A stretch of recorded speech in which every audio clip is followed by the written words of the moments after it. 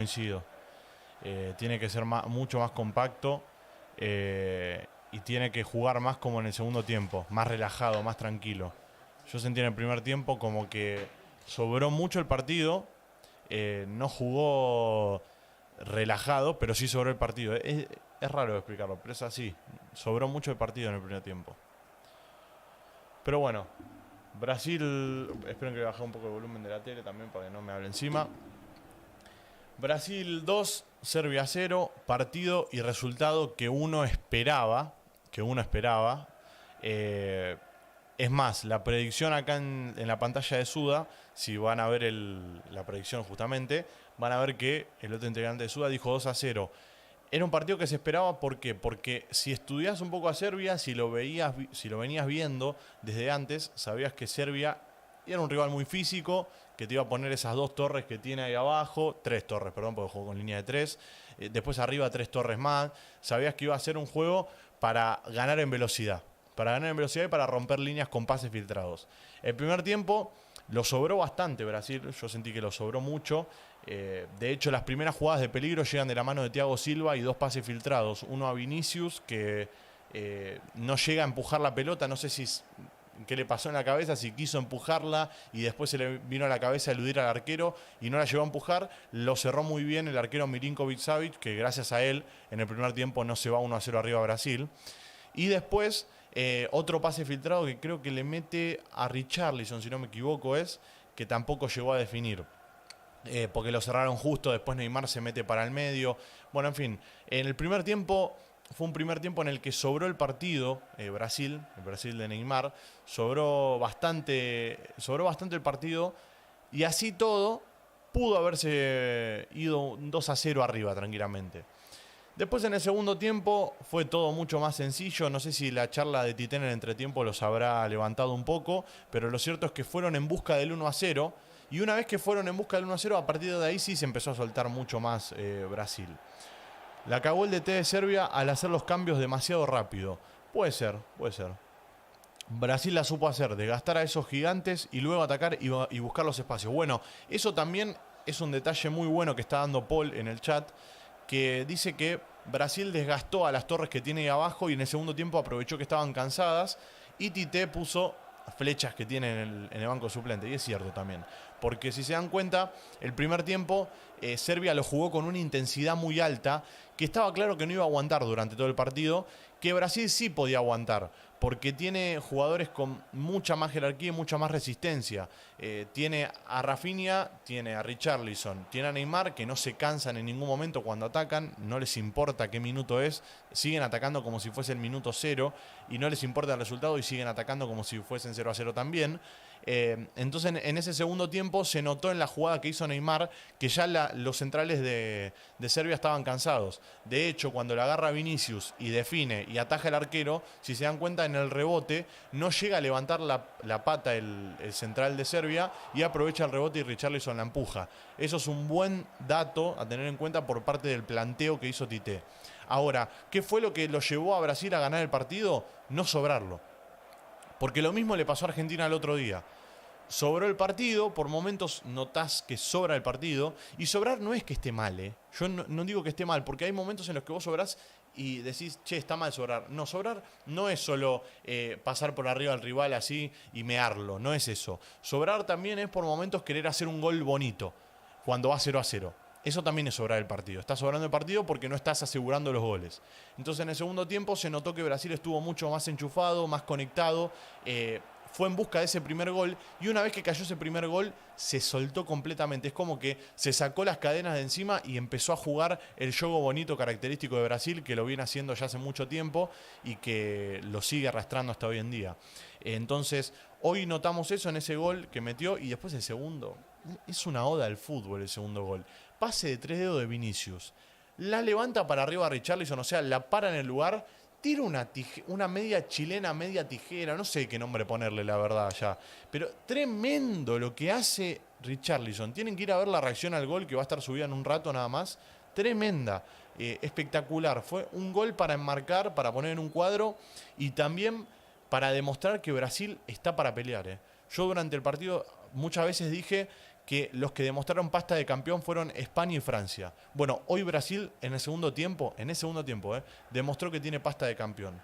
Ahí Ricardo dice, erraron muchos tiros con buena opción. Bueno, eso también pasó mucho. Eso es por sobrar el partido. Brasil por momentos encara, llega al área y resuelve mal. O no resuelve mal, pero quizás hacen la más complicada. Quieren clavarla en un ángulo o quieren tirar el pase filtrado a la espalda de los centrales que no ve nadie, en lugar de dársela a su compañero que lo tiene al lado. Esas cosas te das cuenta cuando las vas viendo en el partido, que son de sobrar el partido justamente. Así que nada, ojo con Suiza, son del biotipo brasileño con jugadores rápidos que aguantan físicamente, al igual que Camerún. Bueno, va a tener 2 lindos partidos a partir de ahora. Brasil va a jugar frente a Suiza y frente a Camerún. El partido de Suiza para mí va a ser mucho más complicado, porque Suiza es de esas selecciones que te juegan como Serbia. Se te cierran y buscan la manera de entrarte y hacerte daño, pero se te cierran atrás, no vas a poder entrar. Así que es para tener en cuenta. Los africanos los van a poner a parir. Tite tiene que planear mejor, porque los africanos también saben correr y aguantar físicamente. Sí, pero ¿sabes cuál es la diferencia, Dios querido? Que Brasil tiene calidad y tiene jerarquía. Entonces, desde ese lado, creo yo que lo van a poder afrontar muy bien el partido frente a Camerún. Para mí, el que más se les va a complicar es frente a Suiza. Ese sí es un partido que se les va a complicar. Pero bueno, yo creo hoy en día Brasil demostró por qué es candidata, sin jugar su mejor partido, porque estuvo lejos de ser su mejor versión. Hoy para mí Brasil estuvo flojo a pesar del 2-0 y de jugar normal. Estuvo flojo porque no es en la vara en la que nos tiene acostumbrados Brasil. Brasil nos tiene acostumbrados a jugar excelente, a bailar al rival, a ganar 5-0, 4-0 contra rivales como Serbia, por ejemplo. Entonces creo yo que hoy, más allá del buen punto que tiene a favor Serbia por haber planteado bien el partido, yo siento que hoy en día Brasil sufrió de más el partido, le costó bastante cerrarlo. Pero bueno, en ese segundo tiempo ya, una vez que lo cerró, se empezó a ver esa versión de Brasil que estamos acostumbrados a ver. Así que creo yo que a partir de eso vamos a ver el siguiente partido, un Brasil mucho más suelto, mucho más aguerrido, porque ustedes saben que el debut es algo muy importante, es una situación en la que no muchos equipos ganan y además es complicado, es un debut en un mundial. Mira, ahí Dios dice, no, Suda, no minimices, es Serbia, un seleccionado poderoso. No, yo no digo que no sea poderoso. O sea, a nivel europeo sí, pero Brasil es otra cosa. Brasil juega otra cosa y yo me imaginaba hoy que Brasil iba a ganar 4-0 tranquilamente. Fue un buen partido, fue un buen primer tiempo. Buen primer tiempo de Serbia, ya en el segundo se apagó y se le vino encima a Brasil. Y ahí fue cuando vimos el partido que yo me imaginaba. En el segundo tiempo apareció el partido que yo me imaginé durante toda la semana. Ese partido en el que Brasil toma las riendas, ataca, recupera alto y enseguida vuelve a atacar. Partidazo de Casemiro, no me quiero dejar afuera el partidazo de Casemiro. Recuperación, toque, disparo al arco, juego aéreo. No, en ningún momento se le escapó una marca. Paquetá, en el segundo tiempo, quizás por el buen partido de Brasil, ahí empezó a entrar en ritmo, pero no me gustó. Para mí, Paquetá fue uno de los puntos flojos del día de hoy. Al igual que Danilo para mí no estuvo en su mejor versión. Para mí Danilo no es el lateral titular. Creo yo que Dani Alves se perfila para ser titular el partido que viene. Y después Ney, ahí nomás. O sea, Ney hizo la jugada del primer gol, así que le voy a dar ese punto a favor. Siempre es importante tenerlo en cancha porque te marca la diferencia en el momento que esté. Y después los dos extremos también. Rafinha me pareció que hizo un partido regular. Hoy no demostró lo que es hoy en día, pero sí hizo un partido regular, no desentonó. Y Vinicius, un poco errático, pero también participa en el primer gol y en el segundo da la asistencia, así que le doy el beneficio. Otra de las cosas que digo, Richarlison para mí, de 9, está desaprovechado. Hoy hizo 2 goles de 9, es cierto. O sea, uno de chilena, que solo lo hace él ese gol, es espectacular. Y el gol de rebote, que es un gol de 9. Pero para mí Richarlison tiene más pasta de enganche, de extremo que de 9. De 9 tenés que poner a Gabriel Jesús, un 9 de área. Pero bueno, nada, eso son cosas que Tite ve, que yo no veo obviamente. Tite por algo está en la selección de Brasil y por algo sabe más que yo. Y bueno, esa es mi opinión. Así que si vieron el partido de Suiza-Camerún, sabrán que Camerún es mejor. Así de simple, dice Ricardo.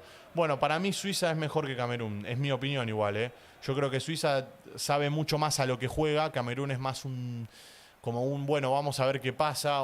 Corremos, metemos, pero no tenemos una idea clara de juego.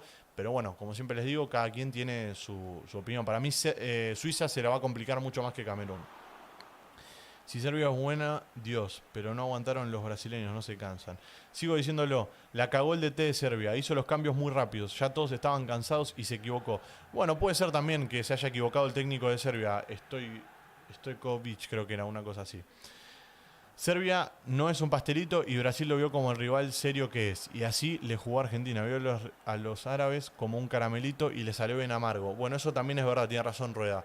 Hoy Brasil sobró el partido, pero nunca subestimó al rival. Eso son dos cosas diferentes. Sobró el partido, pero nunca subestimó al rival. Y ahí fue donde falló Argentina, quizás. Son cosas que no se ven, pero me parece que Tite ordenó muy bien a Brasil en el entretiempo y por eso Brasil salió el segundo tiempo más compacto y dominante. De hecho, el partido lo gana con los mismos 11. Bueno, eso es lo que estábamos diciendo, Dan. En el entretiempo debe haber una charla muy buena, debe haber dado una charla muy buena a Tite, que motivó a sus jugadores y les dijo, muchachos, vamos a hacer el gol. A partir de que metemos el primero, después hacen lo que quieren. Pero primero hagamos un gol, así ya entramos en partido. Y de hecho, en los primeros minutos llega ese 1-0 de la mano de Richarlison y ese rebote que da el tiro de Vinicius, que Milinkovic-Savic saca el rebote para donde pudo. Y bueno, y a partir de ahí se armó otro partido. Y a partir de ahí vimos a la verdadera Canariña, vimos a la verdadera Brasil. Brasil es fuerte, sacan a Vinicius y meten otro que parece una bala. Bueno, eso también, el recambio que tiene Brasil es espectacular. Lo dijimos previo al partido, tiene un equipazo, tiene jugadores de sobra y sale uno y entra uno mejor. O sea, sale Neymar, entra Anthony. Anthony, un animal, una bestia. Sale Vinicius, entra Rodrigo. Sale Richarlison, entra Gabriel Jesús. Sale, no sé, Paquetá, entra Gabriel Martinelli. Tenés un equipazo en Brasil. Por lo tanto, creo yo que Brasil se perfila para ser seria candidata a llevarse la sexta. Ojo con este detalle.